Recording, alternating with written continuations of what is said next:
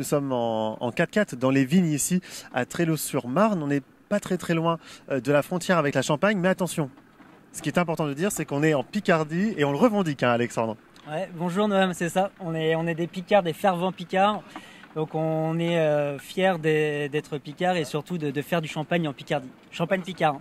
On le rappelle, 10% de l'appellation est faite dans l'aine de Champagne. Ouais, c'est ça, il y a 10% du vignoble qui se situe dans la Picardie.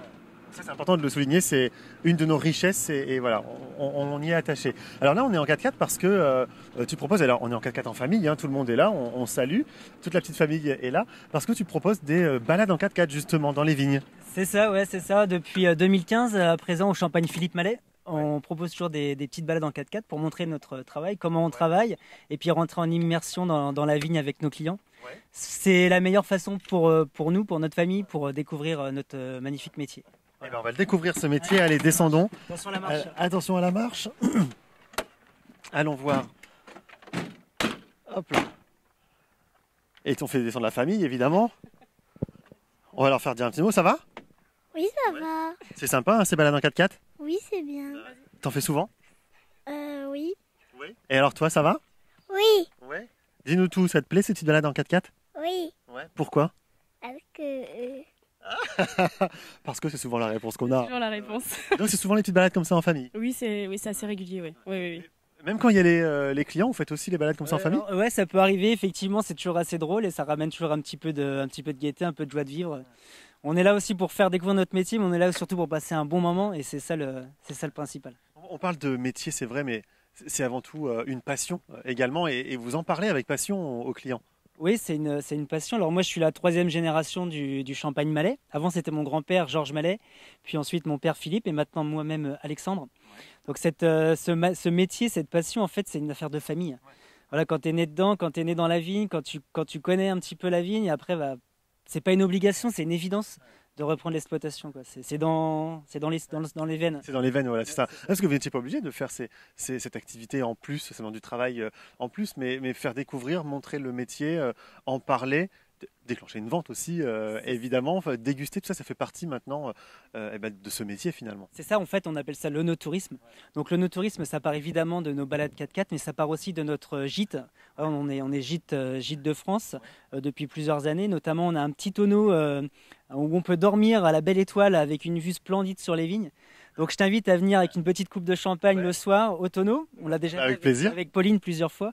Et après tu dors et tu as la vue sur les vignes. C'est le meilleur endroit, je pense, pour passer une belle nuit. Voilà. Alors, justement, quand on part en week-end, il y a quelques jours, il y avait le week-end de l'Ascension, on ne pense pas tout de suite à venir dans l'Aisne, à venir dans le sud de l'Aisne. Et pourtant, on peut y venir passer 3-4 jours faciles, non? En plus, maintenant, si tu regardes bien, dans notre village, on a 14 gîtes. De plus en plus de gîtes, donc c'est vrai que c'est une destination qui va peut-être à la mode. Les Parisiens, par exemple, on voit avant partaient peut-être 2-3 jours dans les grandes capitales d'Europe. Maintenant, ils vont venir ici pendant 2 jours en immersion totale au plein corps du vignoble et je pense que ça va revenir de plus en plus, revenir à l'essentiel, vraiment à la base. Et c'est authentique, quoi. Tu es ici, t'en prends plein les yeux. Et en plus, tu bois du champagne. Et en plus, on boit du champagne. Alors là, franchement, on a tout gagné. On revient sur cette petite balade en 4x4. Là, on a fait quelques mètres, mais la balade dure 1h30, c'est ça, dans toutes les vignes? Ouais, c'est ça. On part avec entre 2 et 16 personnes, puisqu'on a 2 Land Rover. Et en fait, on va partir pendant 1h30. On va démontrer un petit peu tous les travaux de la vigne selon la saison. Et bien sûr, évidemment, à la fin, ça se termine avec une dégustation au cœur des vignes. Donc on fait déguster 2 à 3 cuvées, ça dépend de l'humeur du viticulteur, enfin mon humeur on va dire. Et à la fin les gens repartent avec des souvenirs plein la tête, des photos et c'est vraiment une belle image de notre région et de notre métier. Voilà. J'espère que tu es de bonne humeur parce que j'ai envie d'en consommer tout à l'heure, hein. J'ai envie de déguster, alors reste de bonne humeur. Ce qu'on va faire c'est qu'on se retrouve dans quelques instants, chère Margot, on va continuer de découvrir ce métier ou de le redécouvrir, on va aller se balader dans les vignes également. Et puis un peu plus tard dans l'émission, on dégustera un peu de champagne. À tout à l'heure. Vous le voyez sur les images de Jérôme, un point de vue qui est magnifique ici à Trélau-sur-Marne. On est entre Château-Thierry et Épernay, 70 km si je ne me trompe pas qui séparent donc ces deux villes, 70 km de vignes. C'est ça qui est intéressant, Alexandre. Et là, vous êtes en train de faire du palissage, c'est ça? C'est quoi ça veut dire quoi? C'est ça, alors le palissage, en fait, la végétation a poussé. Donc maintenant, il va falloir ranger, discipliner un peu tous ces brins pour que la continuité se passe correctement. On va dire que les grappes puissent évoluer, grossir pour ces magnifiques vendanges qui s'annoncent précoces, sûrement fin août, début septembre pour cette année. Ah oui, effectivement, ça sera plutôt assez tôt. Ouais. Et ça, c'est lié à la météo, j'imagine, qui est très bonne en ce moment. C'est ça, ouais, au soleil. On a beaucoup de soleil, notamment il y a 3 semaines, des hautes températures. Donc là, ça a augmenté, on va dire, la végétation. Ça a poussé vraiment plus vite. Et là, on est en pleine fleur. Ouais. Voilà, donc là, les grappes sont en fleurs. Ouais, tu peux le voir alors sur certains grains, voilà, sur certaines grappes. Voilà cette grappe, par exemple. Là, on voit la fleur du raisin. Donc cette fleur ensuite va tomber, voilà, naturellement. Et ensuite, le raisin va se former. D'accord. Et donc là, ce que tu fais, tu mets des petites agrafes, c'est ça? C'est ça. Alors en fait, on va séparer chaque pied de vigne. On va bien redresser les brins. Et ensuite, on met une petite agrafe qui est biodégradable, qui va se dégrader avec le temps, pour séparer les pieds de vigne. Voilà, on passe ensuite au pied suivant. Donc l'objectif, c'est vraiment de bien tout démêler, tout bien ranger correctement, pour éviter que les raisins pourrissent ensuite avec le reste de la végétation. L'idée, c'est d'aérer également la vigne, c'est ça, ouais, pour pas que ça s'étouffe. C'est ça, exactement. D'accord. Et donc, tu l'évoquais il y a un instant, il existe des labels au niveau des vignes et de ton champagne également. Dis-nous un mot sur ça. Oui, alors nous, chez nous, au Champagne Philippe Mallet, depuis novembre 2020, on est doublement certifié. On a 2 certifications, la certification HVE, haute valeur environnementale, et VDC, viticulture durable en Champagne. Donc par rapport à ça, en fait, il y a plusieurs thèmes, on va dire, avec l'audit au moment clé, on va dire, de la certif. Et on doit respecter tout ce qui est, par exemple, les herbages. Donc on évite les désherbages chimiques, donc les herbicides. Chez nous, c'est 0 insecticide. On ne va pas tuer les insectes, on ne va pas tuer les vers de terre. On va vraiment respecter cette nature et vraiment que la vigne rentre en fusion totale avec la nature. C'est pour ça qu'il y a de l'herbe là maintenant entre les vignes. C'est ça, on a de l'herbe dans les vignes et notamment dans les rangs de vignes, on va dire, qui sont en pente. Ça va aussi permettre de retenir l'eau. Sinon, tu vas avoir du ravinement et en fait, toute la terre va arriver en bas de la côte. Donc ça retient aussi la terre. Alors justement, là, le fait qu'il ne pleuve pas, enfin quasiment pas depuis quelques semaines, ça manque pas d'eau, c'est pas problématique ça? On pourrait le penser, mais en fait, la vigne, elle a des racines qui sont très profondes. Ici, c'est un sol qui est argilo-calcaire. Donc c'est comme une petite éponge. Pendant l'hiver, ça va prendre des réserves d'eau. Et au moment en fait, de l'été, du printemps, la vigne va venir puiser dans cette éponge l'eau nécessaire pour les nutriments aussi, pour avoir, on va dire, de l'eau suffisante pour pouvoir évoluer et grandir. Alors tout ça, tout ce que tu nous montres là depuis tout à l'heure, tu fais ça à la main. Enfin, c'est toi, il n'y a pas de machine, il n'y a pas 10 ouvriers dans les vignes. C'est toi qui passes dans tes vignes et tu fais ça. Ouais, voilà, nous c'est une exploitation très familiale. C'est mon père, ma mère, moi-même, 2 salariés. Donc on passe dans toutes nos vignes avec nos mains évidemment et c'est un peu de travail quoi. Mais après quand c'est ta passion, tu fais ça naturellement. Surtout aujourd'hui, il fait super beau. Je voulais dire quand c'est du temps comme aujourd'hui, c'est plutôt agréable de travailler. Bon, on te laisse palisser. Voilà. Je vais peut-être m'y mettre. J'en mettrai 2-3 pour faire style de l'avoir fait un petit peu. Et puis on se retrouve dans quelques instants. On va parler randonnée pédestre également ici dans les vignes. Il y en a 2 de randonnées proposées également par Alexandre. Et puis bien évidemment, tout à l'heure, un peu plus tard, on dégustera ce très bon champagne Philippe Mallet ici à Trelleau-sur-Marne. À tout à l'heure. Avec Jérôme, on prend du bon temps aujourd'hui puisqu'on se balade dans les vignes dans l'Aisne, évidemment, en Picardie. Et là, on va vous proposer de parler de 2 randonnées pédestres parce qu'on a découvert tout à l'heure le 4x4, les randonnées en 4x4, mais tu proposes aussi, en famille, toujours, des randonnées pédestres. Il en existe 2. C'est ça exactement, Noam. En fait, il y a 2 randonnées. Une qui s'appelle la Goutte d'Or, 5 km, et une autre, la Pétillante Demoiselle, 10 km. Donc c'est une randonnée vraiment en immersion au cœur des vignes de la Champagne. Et tu as des panoramas, des points de vue magnifiques. Alors on le voit là, de toute façon, il suffit juste de tourner la tête et puis on se rend compte que c'est magnifique. On se dit, tiens, 5 km, 10 km, c'est pas beaucoup. Pourtant, ça grimpe et il faut le faire. Hein. Ouais, il y a un petit peu de dénivelé, j'avoue que là on est en pleine vallée de la Marne sur des coteaux, des pentes. Donc j'avoue qu'il faut être bien chaussé, prendre une bonne bouteille d'eau, entre parenthèses champagne, voilà, et il faut vraiment prendre l'appareil photo parce que là tu as des points de vue magnifiques à prendre en photo quoi. C'est accessible à tous? C'est accessible à tous, alors oui et non, faut vraiment être en bonne condition physique parce que je t'avoue que voilà, au bout des 10 km, tu es bien content d'avoir terminé. Oui, mais il y a la récompense. Il y a la récompense, c'est ça, il y a le champagne. Elle est là, la récompense, elle nous attend. Ce sera pour la séquence d'après, Margot. Attendez un peu, vous êtes impatiente, je le sais, mais on va déguster dans quelques instants.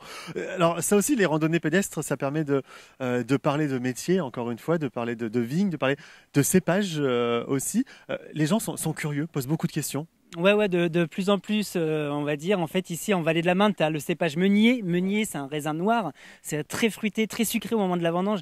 Et donc, ça nous fait des champagnes assez fruités, même beaucoup fruités. Et les gens, en fait, sont assez curieux et demandent d'où ça vient, comment c'est fait. Et c'est vrai que c'est top d'échanger avec ces personnes. On apprend des autres, beaucoup des autres. Comment on crée une cuvée, justement? Tu parles de cépage, là. Comment on crée une cuvée? Ah bah là, c'est le secret de l'assemblage, c'est le secret de la champagne. En fait, on peut mélanger, on va dire, assembler plusieurs années, plusieurs cépages, plusieurs terroirs, plusieurs villages. On peut vinifier dans des tonneaux, dans des cuves. Enfin, on s'amuse, quoi. C'est un peu de la chimie, quoi. C'est presque à l'infini, finalement, la création de cuvées? Bah, oui et non, ouais, c'est un peu à l'infini, mais après, tu es quand même limité dans les cépages, parce qu'en Champagne, tu as trois cépages majoritaires. Tu as le chardonnay, le pinot noir et le meunier. Donc après, avec ces trois cépages, à toi de sortir des choses, on va dire, qui sortent de l'ordinaire. Là, tu as les trois, d'ailleurs. Ici, on a les trois sur cette parcelle qui s'appelle le Hureau du Clos. Donc, tu as du chardonnay, du meunier, du pinot noir. Et en 2020, excuse-moi, on a fait une petite cuvée confidentielle, une cuvée parcellaire qui va bientôt sortir chez nous. Et ça va mettre en avant ce terroir. Et c'est un 100% Hureau du Clos, 100% Champagne Philippe Mallet. Parce que c'est ça aussi qui est important et intéressant, c'est qu'il faut mettre en avant ce terroir, et notre territoire qui soit mis en avant. Et ça passe par ce genre de cuvée, par ce genre de création. C'est ça, ça passe évidemment par ce genre de cuvée, mais ça passe aussi par des petits délires qu'on se fait entre nous, notamment avec Pauline. On n'en a pas encore parlé de tout ça. On peut pas tout dire. Je sais pas, j'ai entendu parler de slip, moi par exemple. Alors oui, voilà, on a, pour montrer toujours la biodiversité de nos vignes, en fait, on a enterré notre slip. C'est un concours, c'est Enterre ton slip, un concours national. Et en fait, on a enterré notre slip sous terre pendant 3 mois. Et au bout de 3 mois, on a vu notre slip, en fait, avec la vie microbienne, la vie des vers de terre. Notre slip a été totalement dégradé. Et on a gagné le slip d'or de la Champagne l'année dernière. Génial, donc ça veut dire que la terre est saine, la terre est bonne finalement. C'est ça, la terre est saine. Il y a la vie microbienne et la vie microbienne, c'est important pour la vigne pour qu'elle puisse évoluer. Ça c'est génial. Bon, on continue de parler de tout ça dans quelques instants. On va aller se poser, je crois, avoir repéré un tonneau là-bas un peu plus loin. On va aller se poser, on sort la bouteille de champagne et puis on déguste dans un instant.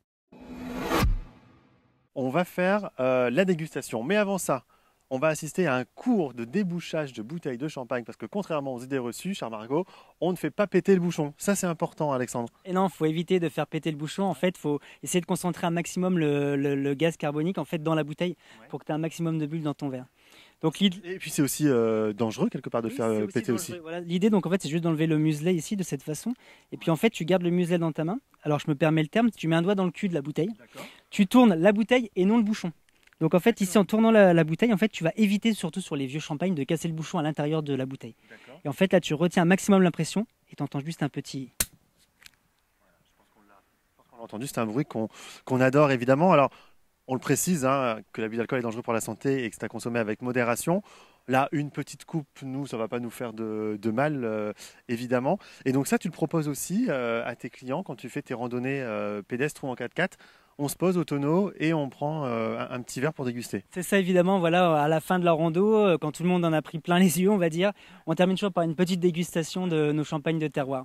Alors, tu nous proposes quoi aujourd'hui ? Alors là, je vous propose un champagne brut tradition. Donc c'est l'assemblage de 2 cépages, le meunier et le pinot noir, de 2 années, 2017 et 2018. Donc c'est un champagne qui est très très très fruité, qui plaît vraiment à une majorité de notre public, de nos clients. Et c'est un champagne qui vient d'être récemment médaillé, une médaille d'or, à un concours international, les Féminalises, qui a lieu au Parc Floral à Paris. Avec la particularité que les dégustations sont faites par des femmes. Oui, c'est ça, c'est un jury 100% féminin, des sommelières, des œnologues féminines, même des novices qui ont au préalable fait une petite formation pour pouvoir déguster les vins. Tu parlais d'un champagne très fruité.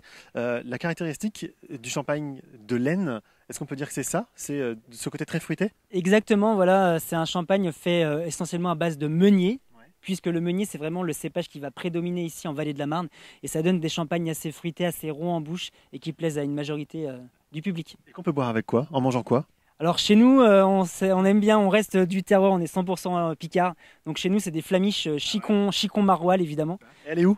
Allez, hier soir, je n'ai pas pu avoir la pâte, mais notamment, sinon j'aurais fait une belle flamiche. Donc je t'invite, comme tu vas revenir au palissage, voilà, voilà, je t'invite dans quelques jours pour qu'on puisse refaire cette dégustation avec la flamiche Chicon Maroilles. Avec grand plaisir. Bon, continue de servir ces verres. Pendant ce temps-là, j'allais poser une petite question. Il paraît que il n'y a pas très longtemps, on a fait une choré ici. Ouais. C'est quoi cette histoire? Oui, on a fait une chorégraphie avec le club de country de Trélou. Et en fait, on s'était installé juste derrière, là où on marchait tout à l'heure. Et on avait installé juste 1 heure avant le début. Ouais. On avait installé des fanions colorés. Et en fait, cette vidéo a été relayée par les Portes de la Champagne. C'est l'office de tourisme de Château-Thierry.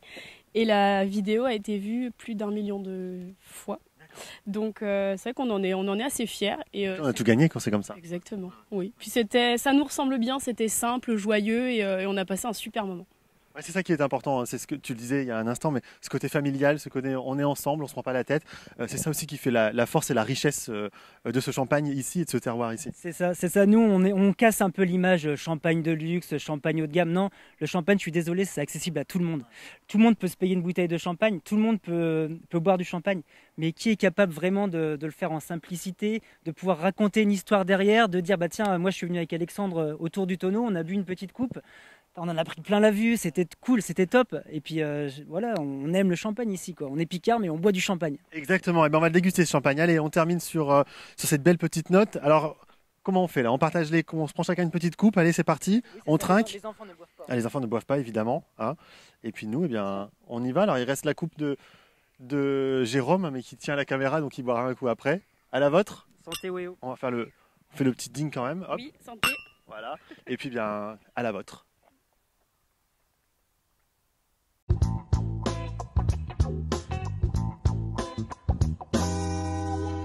Vous le voyez sur les images de Jérôme, on se balade en combi, mais nous sommes pas en vacances, hein, je le précise. Et pourtant, le paysage nous donne l'impression d'être en vacances, mais nous sommes bien en Picardie, nous sommes dans l'Aisne et nous sommes même plus précisément dans le sud de l'Aisne, dans les vignes, avec Eric qu'on connaît bien sur Wéo. Bonjour Eric. Bonjour, Alors Noam. à chaque fois, tu nous fais découvrir une autre partie de ton territoire, et là cette fois tu nous le fais découvrir en combi. C'est quoi cette histoire? Ben voilà. Alors notre devoir en tant que vigneron champenois, c'est de se réinventer. Ouais. C'est de se dire quelles prestations peut-on proposer aux touristes, aux prospects, aux clients pour les émerveiller, pour leur faire découvrir autre chose qu'une simple dégustation et une visite de cave.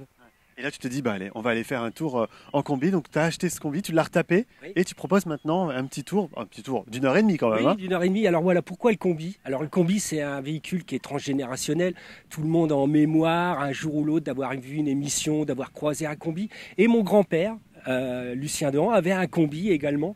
Et en étant adolescent, je me souviens qu'il allait livrer les tonneaux de vin aux négociants à Épernay et à Reims. Et moi, je montais sur la banquette, voilà, à l'accompagnant. Et ça s'imposait d'avoir un combi, voilà, tout simplement. Et alors quand on le voit là, en train de le découvrir avec Jérôme, quand on le voit, il y a quand même l'effet waouh. Voilà. On arrive devant et fait waouh, il est beau. Ouais, il est beau, voilà. Le waouh, ça j'apprécie parce que c'est un mot qui n'existe pas dans le dictionnaire, mais qui signifie l'émerveillement, la surprise, comment conquérir une clientèle. Voilà. Et puis alors, forcément, il y a cette balade, il y a différents spots. Ça, c'est l'un des premiers que tu nous fais découvrir, qui est magnifique, avec cette vue sur les vignes, avec la Marne qui passe là à côté de nous. Pourquoi tu as choisi ce spot? Alors bien sûr, alors ici nous sommes sur la rive droite de la vallée de la Marne, la plus ensoleillée. Donc là nous voyons le vignoble ici de Barzy-sur-Marne. Ici, c'est une méandre, hein, c'est pour ça que ça permet d'avoir un beau point de vue. Et la Marne s'imposait parce que la Marne, c'est la plus longue rivière française. Hein, elle fait 516 km. Et c'est elle qui a formé ces coteaux qui ont permis à la plantation des vignes de notre région. Alors, rive droite, Rive droite. mais pourtant, quand on parle de Champagne, on ne dit pas rive droite. Hein. On appelle ça l'Adret. Alors moi, c'est une dénomination qu'on a pris, hein, qui est plutôt montagnarde. On appelle effectivement l'Adret, qui vient du vieux français, adrège, qui voulait dire endroit, à droit. C'est la partie d'une colline ou d'un flanc de montagne qui est le plus ensoleillé. Et voilà. Donc ici, nous sommes sur la rive droite, la rive la plus ensoleillée. Ça veut dire que les vignes se plaisent plus de ce côté-là ou pas forcément? Alors pas tout à fait, en fait, vous allez voir, au niveau de la dégustation, on a quand même des différences au niveau des caractéristiques des champagnes. Hein. C'est un petit peu moins ensoleillé sur l'autre rive, mais c'est néanmoins, c'est aussi bon, mais différent au niveau des caractéristiques. D'accord. Le métier, finalement, a complètement changé. En tout cas, il a évolué. Maintenant, on n'est plus uniquement dans les vignes. On a besoin de faire des balades, d'expliquer, d'avoir ce côté très pédagogique, finalement. Oui, effectivement. Alors, d'ailleurs, je voulais remercier à ce titre la Maison du Tourisme qui a permis d'avoir pour quelques viticulteurs champenois un agrément vignoble et découverte, en fait, qui permet de mettre en relation tous les acteurs du tourisme du sud de l'Aisne, c'est-à-dire les hébergeurs, les restaurateurs, les sites touristiques, et qu'on puisse conseiller à nos clients, à nos prospects, à nos amis, un restaurant, un hôtel, un site touristique en toute confiance. Voilà. Et on se réinvente aujourd'hui, c'est parce qu'aujourd'hui, on n'est pas à se dire on va faire une simple visite de cave ou une dégustation. Il faut savoir, tel que nous, la prestation combi, d'autres font des randonnées pédestres, d'autres font des ateliers sur la gastronomie avec des accords mets champagne. Voilà. Ça, c'est chouette. Alors, ce que je te propose, c'est qu'on continue de découvrir tout ça ensemble. On part rive gauche, c'est ça, dans quelques instants? On part rive gauche, voilà, sur Lubac. Allez, et ben alors on se donne rendez-vous dans quelques instants. On va reprendre le combi et on part rive gauche et on se donne rendez-vous de l'autre côté. On y va? On y va. Allez, go, c'est parti.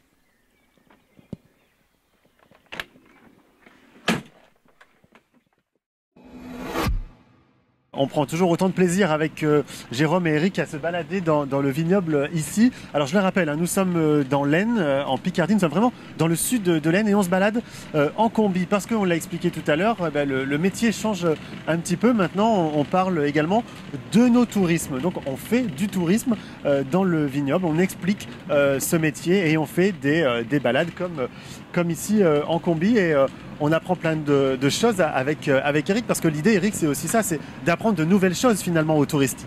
Bien sûr, c'est de faire découvrir une passion, notre métier, notre savoir-faire, tout expliquer du process, du terroir, de la géologie, des cépages, voilà. Ok, là tu vas te garer et tu vas nous parler de cette petite cabane qu'on voit là. C'est ce qu'on appelle une loge. Ouais. Alors on va se garer. Alors, on va essayer de ne pas basculer dans le vignoble, hein, dans les vignes évidemment. On va faire attention à nous. Hop. Et alors Jérôme arrive à sortir comme un grand de ce combi qui est quand même magnifique. Hein. Et ouais, je vois là derrière. Ah oui, tu as tout prévu. Il y a la petite table, la glacière, les verres. Les flûtes, parce qu'on fait toujours une dégustation. Enfin, on fait deux dégustations. Une dégustation sur la rive droite de la vallée de la Marne, où on était au premier spot, avec une cuvée Adret. Et là, on va déguster Lubac, qui vient de nos vignes ici sur la rive gauche de la vallée de la Marne. Lubac, rive gauche, Adret, rive droite. Voilà, oui. J'ai tout compris. Hein. Ouais, super. Génial. Oui. On monte par où? On monte là-bas? On monte là-bas, voilà. Ça, c'est top. Alors, c'est quoi cette petite cabane? Alors, ça, c'est une loge de vigne. Alors, les loges de vigne, ce sont les anciennes cabanes des viticulteurs champenois qui sont apparues dès le XVIe siècle jusqu'à la fin du XIXe siècle. Les premières étaient en pierre, ensuite en bois et les dernières en tôle. Alors, à quoi servait-elle? Elle servait d'abri, parce que les viticulteurs partaient aux vignes toute la journée. Elle servait aussi à stocker leur matériel, leurs outils, leurs produits. Aujourd'hui, elles ont disparu parce qu'elles n'ont plus d'utilité. Et nous, on en a reconstruit une en immersion dans les vignes, au cœur de notre vignoble, pour proposer aux touristes et puis aux randonneurs avec un super point de vue sur la vallée de la Marne. Voilà. Là, on a toute la vallée, c'est magnifique. On a encore une fois, je le dis à chaque fois qu'on vient par ici, mais on n'a pas l'impression d'être dans l'Aisne, on n'a pas l'impression d'être en Picardie, on a l'impression d'avoir fait 5-6 heures de route et d'être peut-être parti en Alsace par exemple en vacances alors que pas du tout. Alors non, oui, effectivement, ça c'est magique parce que nous sommes à 2h30 de Lille, nous sommes dans les Hauts-de-France, 10% du vignoble, je le répète à chaque fois, 10% du vignoble se trouve dans le sud de l'Aisne et là c'est un dépaysement complet. On peut venir facilement passer quelques jours, 3-4 jours en week-end, en vacances et faire plein d'activités finalement ici. Mais bien sûr, comme je le disais tout à l'heure, en fait, le fait d'être labellisé Vignoble et Découverte permet de conseiller à nos clients, aux touristes, aux visiteurs, un hébergement, un site. Alors ici, c'est formidable. Alors vas-y, parle-nous. Ouais, je vais vous parler un petit peu, essayer de vous faire rêver, vous transporter. Le lieu-dit de notre vigne qui se trouve ici, ça c'est une parcelle qui nous appartient, une parcelle de Chardonnay. Le lieu-dit s'appelle le Beauregard, ça s'invente pas, le Beauregard. Donc on a fait une loge qui est vraiment très ouverte avec des matériaux modernes pour profiter du point de vue, c'est-à-dire de la forêt, du village, du vignoble de la rive droite de la vallée de la Marne, du vignoble de la rive gauche de la vallée de la Marne, en immersion totale dans nos vignes. Là, si on regarde, parce qu'en plus on a cette petite plaquette qui nous permet de situer. Donc Barzy, alors on n'est pas dessus là, Barzy n'est pas dessus. Ah oui, parce qu'en fait on voit au loin que la Marne a fait toutes ses méandres. Hein, on suit, voilà, et on voit une partie de la rivière Marne qui se trouve juste là-bas, là-bas, tout au où bout. on a passé le petit pont tout à l'heure. Voilà. Un très beau petit pont, d'ailleurs, on le dit au passage, hein, qu'on a passé, qui a été inauguré avec plus de 2000 personnes, c'est ça? Ouais, plus de 2500 personnes le jour de l'inauguration, mais il faut replacer dans le contexte de l'époque. En 1899, pour passer d'une rive à l'autre, c'était très compliqué avec les barges, et du coup, ça a révolutionné le confort des habitants de notre région. Bon, bah, c'est vraiment chouette. On part où après? On fait quoi? Alors, après, on va partir Chez toi, non? chez un autre domaine, à notre exploitation, pour visiter un espace sensoriel aussi, qui explique en fait tous les sens que la nature nous a dotés. Alors peut-être une petite dégustation avant de partir. Bah, évidemment, on va se faire une petite dégustation entre nous. Alors évidemment, on parle de champagne, donc attention, l'abus d'alcool dangereux pour la santé, c'est à consommer avec modération, bien évidemment. Donc nous, on va se faire une petite pause, on se fait une petite dégustation, et puis après, on se donne rendez-vous chez toi? Tout à fait. Eh bien, on fait ça. Allez, on fait comme ça. À tout de suite. On est donc revenu chez Eric, ici à Barzy-sur-Marne, et on va vous faire découvrir cet espace. C'est l'espace sensoriel, c'est une sorte de jeu que tu as créé pour faire fonctionner un peu les sens des visiteurs. Effectivement, nous nous sommes rendus compte avec mon épouse que la clientèle, les touristes aimaient bien, pour s'approprier un objet, un produit, toucher, goûter, voir et c'est mettre nos sens en éveil. Donc on a créé cet espace sensoriel et il a fallu trouver une thématique. Ouais. La thématique, c'est vin, champagne et alcool. Ah, évidemment, on allait forcément parler de vin, de champagne et d'alcool. Alors, moi, j'étais pas sur autant de sens. Là, il y en a plus que ce qu'on nous apprend habituellement. On nous dit qu'on a 5 sens. Et non, en fait, on en a une dizaine. Les sens, c'est ce qui nous aide à vivre et à survivre. Voilà, donc ici, on a mis en éveil 8 de nos 10 sens. Il y a 2 sens qu'on n'a pas pu mettre en éveil, qui est le sens de la douleur. Comprendrait aisément pourquoi. Hein. Ouais. C'était compliqué. On peut essayer sur Jérôme, par exemple. Voilà. Et l'équilibro-perception, mais on est en train d'imaginer quelque chose avec des lunettes en 3D pour faire une simulation de cueillette de raisins à la vendange. D'accord. Voilà. Ah, ça peut être sympa. Ça va être sympa. Donc, si on reprend l'essence qu'on a là, donc, alors oui, je reconnais la vue, le goût, forcément l'ouïe, l'odorat, le toucher. Et donc, on a en plus la thermoperception, la faim, et l'équilibre. Voilà. Voilà, qui sont des sens également. Voilà. Alors, un exemple, là, l'équilibre, ce sont des lunettes, non pas qui simulent, mais qui reproduisent la prise d'alcool ou d'état de fatigue. Ah, parce qu'on n'a pas la même sensation si on boit trop ou si on est fatigué. Si. Exactement. Non. La vision est différente entre la vue avec un état de fatigue, par exemple en conduisant, que celle quand on a absorbé de l'alcool. D'accord, génial. Donc, alors ça, on va pouvoir le faire parce que nos amis ne le verront pas. Mais alors, il y en a un qui est quand même sympa et qu'on aime beaucoup, c'est l'odorat. Je vais en essayer un.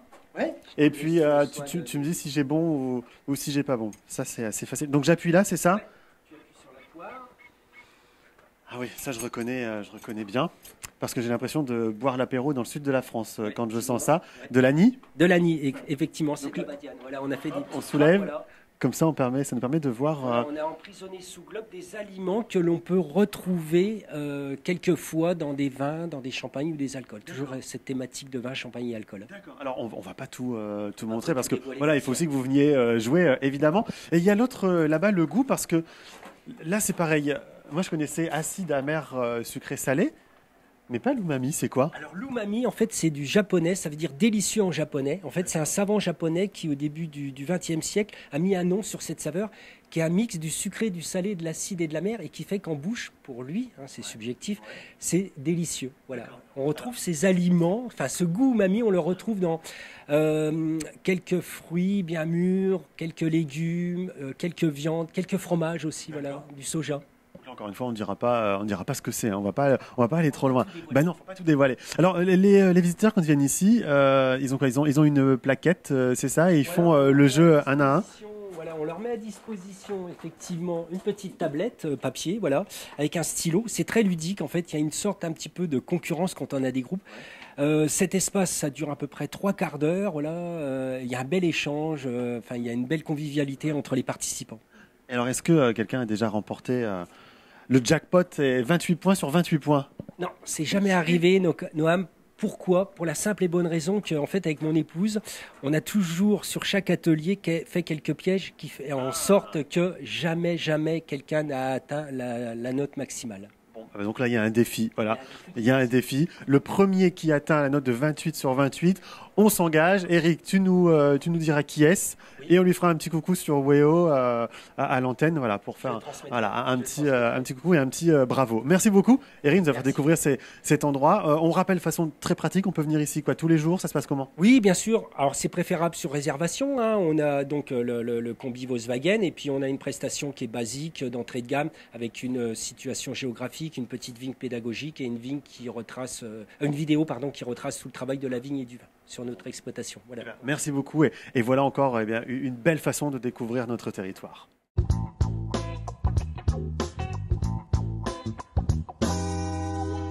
On se balade dans les vignes ici dans l'Aisne. Nous sommes à Charly-sur-Marne, dans le sud de l'Aisne, pas très loin de Château-Thierry. Et on est en compagnie de Virginie et Ludo, et on va vous parler d'une balade. Je suis sûr que vous allez l'adorer, cette balade, puisqu'on va parler d'une balade pétillante. Virginie, c'est quoi une balade pétillante?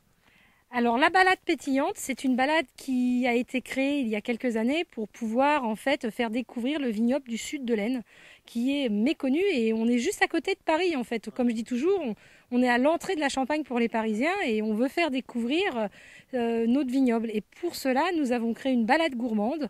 En gros, vous arrivez, on vous donne un verre, un petit sac à dos, un joli petit chapeau, parfait petit marcheur, et vous allez faire une petite balade d'environ 8 km. Sur lequel vous allez manger, mais on va vous séparer votre repas en 4. Entrée, plat, fromage, dessert. Et en gros, séparer chacun de 2 km. Donc vous partez, vous faites 2 km, et là vous arrivez, vous avez votre entrée qui est servie avec 2 coupes de champagne de vignerons différents. Et puis vous repartez, vous avez votre plat, pareil, 2 coupes de champagne, puis on repart, le fromage, 2 coupes de champagne, et on repart, on revient au point de départ. 2 coupes de champagne. Alors, moi, il y a plusieurs choses qui m'intriguent dans tout ça. C'est que, alors c'est bien, on mange, on fait la petite balade, ça permet de digérer. Par contre, 2 coupes de champagne, plus 2 coupes de champagne, plus 2 coupes de champagne, on la termine comment cette balade? On la termine bien parce que c'est quand même bien calculé pour. Alors attention, c'est des doses de dégustation. On ne va pas. Tu dis pas tout. Hein. Non, c'est des doses parce qu'on fait quand même attention à la consommation responsable d'alcool, puisqu'il faut faire attention. Donc non, le fait de marcher et de manger, et la balade, vous la faites pas en 10 minutes, il vous faut 3-4 heures pour faire le tour, au final, vous n'êtes pas positif. On a les alcotests à l'arrivée pour vérifier sur les gens, et on n'a jamais eu de positif. Non, c'est vraiment très bien. Et il y a des concerts à chaque point, à chaque arrivée, enfin, chaque étape, vous avez des groupes de musique, et tout est entièrement local. Ça c'est top. Alors on va marcher un petit peu. Allez, je vais me positionner entre vous deux, comme ça je vais pouvoir poser aussi des questions à Ludo. Regardez, hop, vous voyez ce petit pas de Ludo va danse. vous parler des évolutions. Oui, parce qu'elle a évolué, cette balade, et elle continue d'évoluer justement. Elle ne se passe pas toujours au même endroit, et surtout pas toujours non plus avec les mêmes vignerons, c'est ça? C'est bien ça. Donc on est 8 vignerons, et on fait tourner les vignerons sur 50% tous les ans. Donc on renouvelle en fait 4 vignerons tous les ans que l'on choisit sur demande, et donc on les trouve dans notre secteur, donc sur le canton de Charly-sur-Marne. D'accord. Ça c'est bien, parce que si par exemple moi je fais la balade cette année, je peux la refaire l'année prochaine, ce sera quasiment pas la même. Voilà, c'est ça. Et ça ne sera pas du tout la même, déjà, ça ne sera pas le même spot. Ouais. On essaye de tourner dans la région, enfin au moins sur le canton. Et en plus de ça, on découvre au moins 4 nouveaux vignerons. Nouveaux menus, nouveaux concerts aussi. Ouais. Donc tout ça mis bout à bout, c'est vraiment du renouveau tous les ans.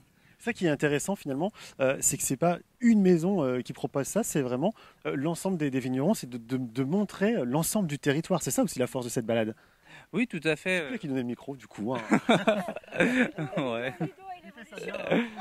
Ouais, donc au niveau de ça, oui, ça évolue bien. En plus, c'est le touristique. Donc les gens, ils aiment venir voir ça. Ils se baladent au milieu des vignes. Déjà, ça leur change leur journée. Surtout, c'est ça, les Parisiens, ça leur fait du bien d'être ici. Mais nous aussi, hein, moi qui arrive de Lille, par exemple, ça fait du bien d'être dans les vignes. Hein. Ça, c'est chouette. Ouais. Mais donc voilà, ça permet de découvrir le territoire, ce qu'on y fait. Et on rappelle, il y a quand même 10% de la production de champagne qui est faite chez nous, en Picardie. Ça, c'est important de le souligner. Hein. C'est ça, la Picardie est Hauts-de-France maintenant. Hein. Et on a été subventionné par les Hauts-de-France. D'accord. Voilà. Bon, un petit clin d'œil, voilà, c'est important de le souligner. Très rapidement, en info pratique, comment on fait pour s'inscrire pour les amis qui nous regardent? On s'inscrit où? On s'inscrit comment? On s'inscrit à partir de quand? Alors les inscriptions ouvrent le 1er avril. Autant vous dire que c'est pris d'assaut parce que les places sont limitées à 1000 personnes par jour. Ça se déroulera le 8 et 9 octobre 2022 et il faut s'inscrire sur notre site baladepétillante.com. Et ben voilà, tout est dit. Merci beaucoup à vous deux. Restez avec nous parce qu'on se retrouve dans quelques instants. On va parler d'une autre activité ici, l'escape bulle. Ce sera avec toi, Virginie. Voilà. On en reparle dans quelques instants. À tout de suite. On continue de vous faire découvrir ces vignes ici à Charly-sur-Marne avec Virginie. Alors Virginie, après la balade pétillante, on va parler d'une autre activité parce que les vignes, c'est aussi un terrain de jeu, et notamment un escape bulle que tu as mis en place, qui évolue d'ailleurs, mais il y a une sorte de jeu de piste qui se passe dans les vignes. Oui, c'est ça. L'année dernière, nous avons créé un jeu de piste à travers les vignes et à travers ma cave où on venait chercher un petit livret et là on avait toutes les explications pour venir faire un jeu. La nouveauté pour 2022, c'est qu'on l'a entièrement dématérialisé. Donc il suffira juste de se rendre au siège de mon exploitation à Porteron, Charly-sur-Marne, et vous pourrez venir scanner un QR code à l'entrée. Vous n'êtes pas obligé de venir dans ma maison, enfin du moins à l'exploitation, mais à l'extérieur de l'exploitation, vous scannez un QR code et il vous fera apparaître une carte où se trouvent cachées les énigmes et vous devrez résoudre les énigmes. Ça veut dire que je me balade là dans le coin, j'ai pas besoin de m'inscrire, j'ai pas besoin de payer pour jouer, je viens devant chez toi, je scanne mon QR code et c'est parti, je vais faire mon petit jeu. Tout à fait, c'est entièrement gratuit, c'est pour faire découvrir le vignoble et cette petite balade au milieu des vignes. Et lors de cette balade, vous pourrez croiser cette magnifique cabane qui a plus de 200 ans et qui fait partie de l'histoire et du jeu. Elle servait à quoi? On peut le dire? À quoi elle servait à l'époque ou on trahit un petit peu le secret? Non, on peut le dire? Non, heureusement, c'est pas une réponse. Ça va alors. Bon, du coup, on peut en parler. Non, cette cabane, en fait, elle servait avant, on n'avait pas de tracteur. Elle servait tout simplement au repos du midi. Elle est composée de deux parties. Une première partie où se trouve l'écurie où on mettait le cheval se reposer. Et l'autre partie, une petite cuisine un peu succinct pour pouvoir manger, se reposer et repartir aussitôt au champ. Alors, elle est très belle, hein, c'est certes. Ouais. Mais aujourd'hui, il y a un mais. Mais aujourd'hui, avec les techniques modernes et les enjambeurs, elles ont toutes été détruites. C'est une des seules qui est encore d'origine debout. Ici, elle me sert de rond-point. Oui, parce que ce sont tes vignes hein, là autour, c'est ça. Donc il faut passer autour avec les engins. C'est un peu compliqué, ça, non? Il faut être bon hein, en manœuvre. Souvent, on a les quelques pieds qui sautent, quoi. Il y a 1 centimètre près, il vaut mieux que ce soit le pied qui saute plutôt que la cabane. Non, on privilégie toujours la cabane. Oui, parce que on le rappelle, ce que tu disais, c'est qu'il n'y avait pas de tracteur à l'époque et on n'avait pas le temps de retourner manger à la maison, sur le domaine. Il fallait manger sur place pour ne pas perdre de temps, c'est ça? Complètement, hein. C'était pas possible. Hein. Et puis aujourd'hui, beaucoup de travail mécanique tout le travail mécanique est fait avec des tracteurs. Avant, dites-vous bien que la binette, il la faisait entièrement à la main. Alors biner avec un tracteur, c'est pas la même vitesse que biner à la main. Donc bon, voilà. C'est clair que c'est quand même un peu plus pratique maintenant. On revient sur ce jeu, cet escape bulle quand même, parce qu'on est quand même là pour ça également. Voilà. C'était une petite aparté, mais qui est intéressante aussi, parce qu'elle fait partie de l'histoire du lieu également. Donc ce jeu, on revient. Je vais de lieu en lieu avec mon QR code, voilà. Et ça m'amène sur un autre lieu. Où est-ce que les lieux sont indépendants et je peux le faire dans le désordre, par exemple? Il n'y a pas d'ordre. En fait, quand vous allez scanner le QR code, vous allez avoir la petite histoire qui va apparaître et pour essayer de comprendre ce que vous allez résoudre. Alors, je ne vais pas tout vous donner les réponses, ça va être trop facile. Mais en gros, une carte va apparaître avec différents points. Et les points, vous pouvez les scanner dans n'importe quel ordre. C'est-à-dire à chacun de ces points, il y aura un nouveau QR code qui vous donnera une partie de l'énigme, une partie de la réponse. Et donc, il n'y a pas d'ordre. Puisque, bon, vous allez très vite le comprendre, hein, dès le début du jeu, c'est des lettres qu'il faut chercher. Donc, les lettres, peu importe comment vous serez, elles seront dans le désordre. Il faudra à la fin les remettre dans l'ordre. Donc, il n'y a pas d'ordre pour les placer. D'accord. Et alors, moi je veux bien, mais si on joue à un moment, c'est qu'il faut gagner quelque chose. Je gagne quoi si je joue? Ah bah, si vous gagnez, vous gagnez un bon d'achat. Voilà, tout simplement. Donc le jeu est gratuit, mais vous pouvez gagner un bon d'achat. Ce qui est toujours intéressant, c'est-à-dire qu'en plus c'est gratuit et vous gagnez de l'argent. Ah bah ouais. Donc ça c'est parfait, très bien. Donc si vous passez dans le coin, eh bien, venez jouer. Ça se passe donc à Charlie-sur-Marne, mais voilà. le domaine est à Porteron. C'est ça, au 20 route des Coteaux. Voilà, bon, on a toutes les informations. Restez avec nous parce que dans quelques instants, on va parler d'un autre événement qui va se dérouler dans quelques jours, les portes ouvertes justement chez Virginie. On s'en va à son domaine, on en parle dans quelques instants. Vous le voyez sur les images de Jérôme, nous sommes dans les caves de Virginie. C'est ici que reposent, dorment les bouteilles de champagne. Comment on dit d'ailleurs ce qui se passe ici? Elles vieillissent, tout simplement, comme nous. Elles restent combien de temps?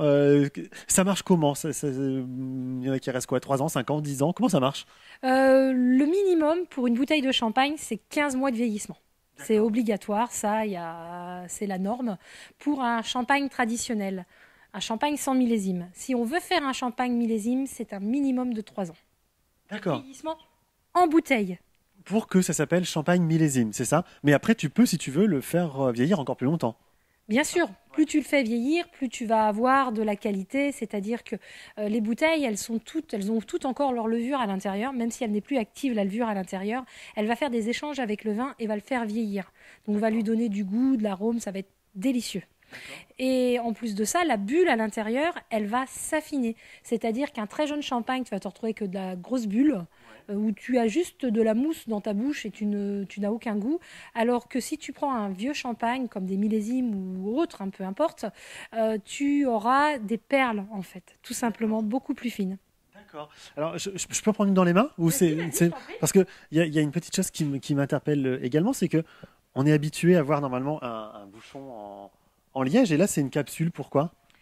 Tout simplement pour l'herméticité, parce que le bouchon en liège a des micro-trous à l'intérieur, et avec le temps, le gaz va s'échapper sur un bouchon en liège. C'est d'ailleurs aussi pour ça que vous, consommateurs, vous ne pouvez conserver une bouteille de champagne plus de 3 ans avec un bouchon en liège, alors que nous, avec ce type de capsule, on peut le conserver indéfiniment. D'accord. Imaginez-vous, la pression dans une bouteille de champagne est de 8 bars.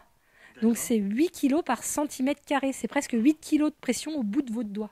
D'accord, ah oui, c'est énorme. Alors je vais la reposer, on va la laisser vieillir et dormir tranquillement. Et il y a des choses à faire régulièrement, il faut les retourner. Il y a des manipulations à faire plusieurs fois au cours de ce vieillissement. Non, on la laisse tranquille. D'accord. C'est-à-dire que tu la poses là, tu la mets là et après tu n'y touches plus pendant autant d'années que tu souhaites. Voilà, nous on a pris le choix, notre maison, de vieillir des champagnes beaucoup plus longtemps que la normale. Donc c'est-à-dire qu'un champagne qui normalement est vieilli 15 mois, nous on le fait vieillir 5 ans. D'accord. Et un champagne qui est normalement vieilli 3 ans, nous on le fait vieillir 7. D'accord. Ça veut dire qu'il aura plus de goût, il sera plus fort. En bouche, ça va donner quoi? Ça va être très différent de ce que vous avez l'habitude de boire. C'est-à-dire que si vous recherchez un champagne, on va dire justement avec de la grosse bulle, de l'acidité ou des choses comme ça, vous ne l'aurez pas du tout. Nous, on va retrouver de la rondeur, on va retrouver du fruit, de la bulle très fine comme de la perle. Voilà, c'est très différent. Beaucoup aiment puisque c'est plus les choses qu'on a l'habitude de boire. Mais bon, ça, après les goûts et les couleurs... En fait, quand on vient chez toi en chercher, on sait ce qu'on vient chercher finalement. On sait que c'est tel type de champagne qu'on vient chercher. Oui, voilà, c'est pas du champagne de supermarché, quoi. Ouais.